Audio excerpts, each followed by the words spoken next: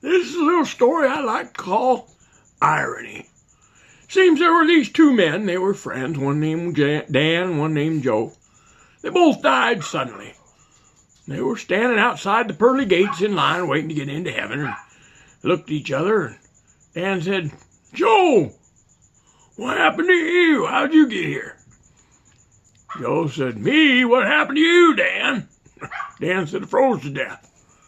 Joe said, "You froze to death? Whatever happened?" He said, "Wasn't that bad." He says, "First my arms and legs, they all started shaking really bad. Well, then I couldn't feel my hands.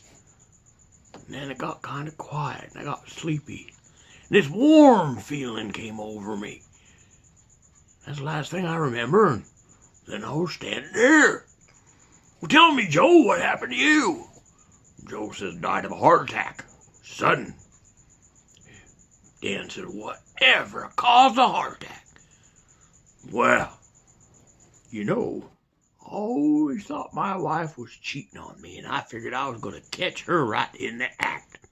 So I snuck home from church early, and I burst through the door expecting to see my wife in another man's arms, and she was in the living room watching TV. But out of the corner of my eye, I thought I saw somebody go into the kitchen.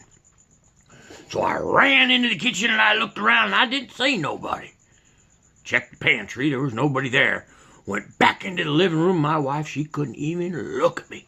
She just stared at the television. So I knew something was up. I ran to every single one of the bedrooms, and I looked under each and every bed. Didn't find anything there. Next, I went to every single closet, ripped the clothes apart, looking in between them, and I didn't find anybody hiding in the closets. Well, I still wasn't satisfied, so I checked the bathrooms, and from there, I went all the way down into the basement. Looked all over that basement, from left to right, from front to back. There was nothing there, and I thought, I must be up in the attic. So from the basement, I raced and ran all the way up into the attic, and I looked around, and I tipped over boxes and threw things around. Right about then, my heart started a pounding, and it was a skipping beats, and I knew something terrible was going on. And I got to thinking, I just cannot leave this world without telling my wife I was sorry. I thought she had betrayed me and cheated on me, and I was wrong. So I stumbled out of the attic, and I was just clutching my chest. And I went down the stairs, one stair at a time, and it hurt so bad, but I was going to make it. Went into the living room, knelt down beside my wife, and I apologized.